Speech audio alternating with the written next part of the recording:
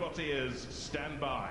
Bugs, driven by Michael Stacey, technician Stephen Devereux to the left, and Michael Langdon, their Cheshunt School teacher, to the right. 3, 2, 1, activate.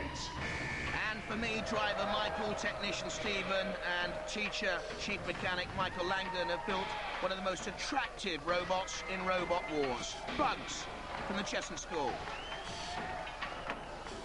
This is a Bugs, and this is our design, loosely based on a ladybird. Nice and light, nice and agile, nice and fast. Can get up to 4 miles an hour. Actually looks as if it's built out of my vacuum cleaner at home. Good steering and dodging, but now comes the crunch and Matilda. So lightweight, these smaller robots. Impaled on the spikes, Matilda gives it a right clout. If in doubt, clout it out, Matilda.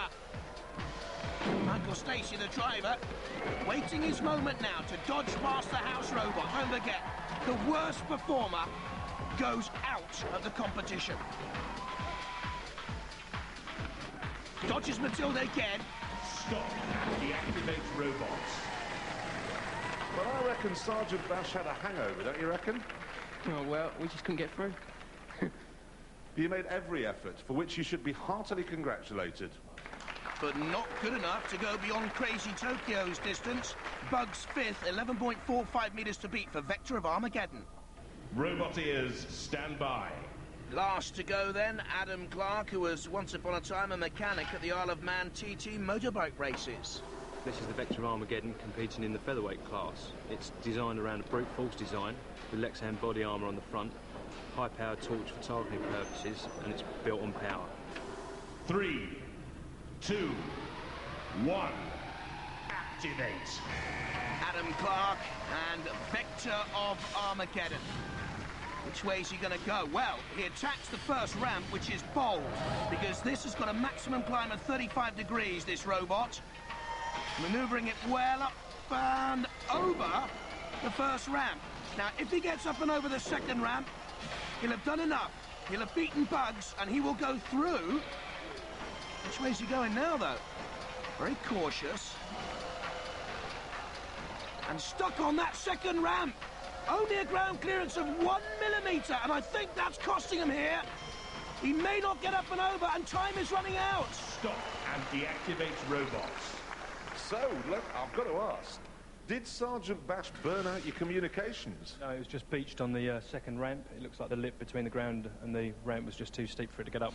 I know it looks like a grass-cutting box, but it's serious robot, that, isn't it? Yeah, it's designed for very extreme ground clearance, and the ramp's just too steep for it, unfortunately. Are you gutted? Yeah, for this time, yeah. Well done, anyway. He makes rockets in his spare time, Adam Clark. He's rocketing out of Robot Wars. Bugs team, how bad was your damage? Very slight, we'll make it through. Of course you will. Keep going. It's the end of event 1 and things have to be repaired here. Demolisher had a very exciting round.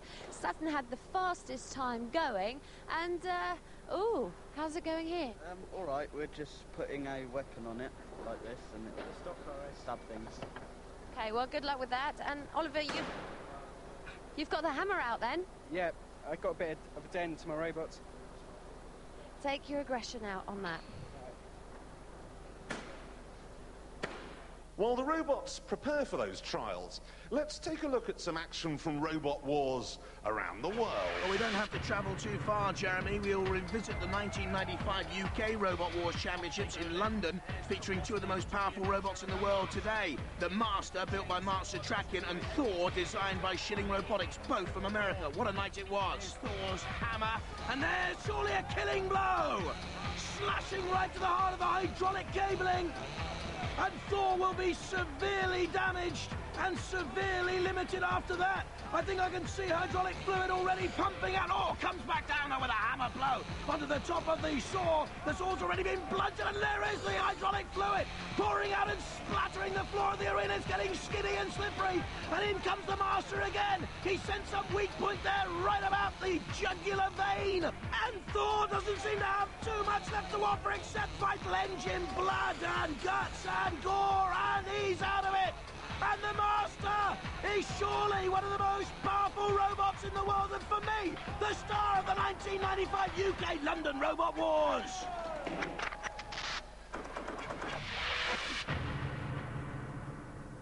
Now for some motor racing where pit stops are banned but ramming is actively encouraged. It's a sport that could have been designed specifically for Michael Schumacher.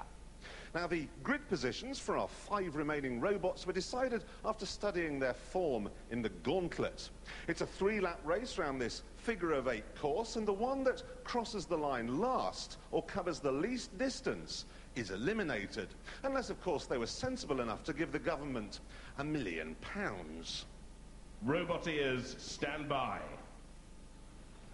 3, 2, 1, activate.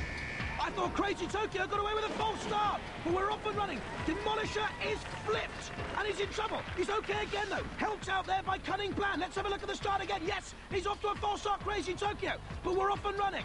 And Demolisher is already recovering from that flip, and he's really buzzing now. Back in the race, and taking lead position.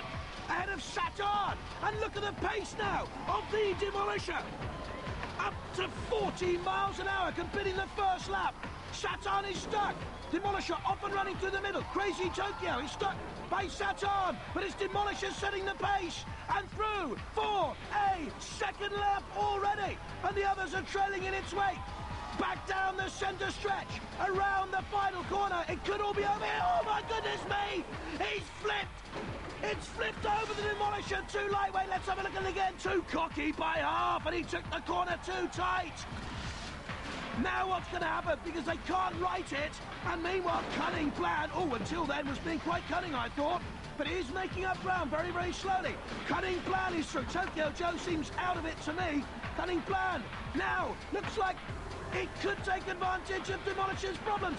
He's around that final corner. Don't forget, it's all over after 3 laps. Will Demolisher go out? Or has it done enough? He could certainly still block Cunning Plan, and Cunning Plan seems to want to push him over the line. Don't forget, it'll finish when Cunning Plan crosses this line, which I'm sure he will do in first position. But I think the Demolisher might have done enough. And that's all over. The race stops now. No. The one that looks like a dustbin or something is out. And you jumped the start. Come on. It wasn't my fault. Well, whose fault was it? Father Christmas's? It's whoever's got the other controller on the same frequency. That's the worst excuse I've ever heard in my entire life. You, on the other hand, you won it and tried to get that one back on its wheels. Yeah, after the first 2 laps, I lost count, so I thought I'd go around again, and I saw it, so I thought, why not? Give it a go. You'd actually help someone, even though they might be able to beat you. That's the way you go, isn't it? Oh, it's just such a nice sport, this, caring and sharing. I've got to come to you. Can I just squeeze in here? I've just got to ask, this robot you've designed here, what's it called? Demolisher. Demolisher, but it only ever demolishes itself in the gauntlet. It got upside down, and it did the same here. It's got a bit of a personality complex at times. It just gets a bit carried away. But it isn't half quick. Very. And you're still lost. That's the way it goes sometimes. Well, anyway, well done. It looks great, like that, marooned. But the Demolisher covered enough ground to go through. Crazy Tokyo didn't, and they're out. And after that mind-blowing first race, Bugs should get extra points for being cute, I think. And Gary, Demolisher is fantastic, but a bit too quick. Definitely too quick, but I think we'll correct that in the future and slow it down a bit. Congratulations on coming second, guys. Well done. And disappointment all round here. Yes, we're very disappointed, but it was beyond our control. We can't really help it. Is that you losing well? Yes, we're losing very well, but we're fixing it up just in case they need us. And before we move on to tonight's semi-finals, let's take another trip down memory lane, this time visiting the American 1996 finals, which take place in the birthplace of Robot Wars, San Francisco, in August every year. We join the action in one of the final melees of that live event, and it's worthwhile reminding ourselves that Robot Wars has been huge in America for 5 years. Let's just sit back and enjoy the action and watch out for the Master in action again there. But this time Mark Satrakian, a designer who's worked on great movies like Men in Black, is on his home arena.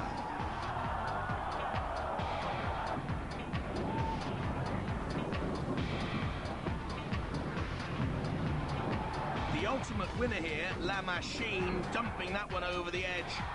Undisputed world champion for 2 years until losing its crown to an even meaner Killing Machine. So now the face-off battles.